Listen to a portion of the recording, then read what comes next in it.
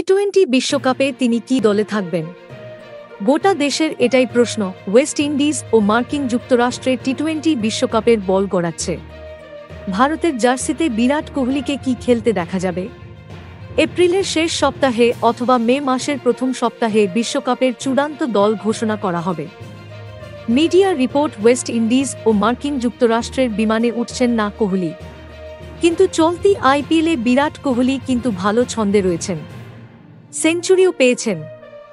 যদিও তার দল রয়্যাল চ্যালেঞ্জার্স বেঙ্গালুরু সেভাবে জ্বলে উঠতে পারছে না।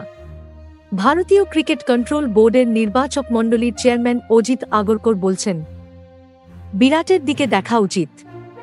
মাইলফলক তৈরি করেছে কোহলি। 10-15 বছর হয়ে গিয়েছে ওর কেরিয়ার, তবু দারুণ ফিট বিরাট। তার ফলাফলও পাওয়া যাচ্ছে। 5টি ম্যাচ থেকে 316 রান সংগ্রহ করেছেন Kohli. Thank you so much for watching. Subscribe our channel and press the bell icon for more updates.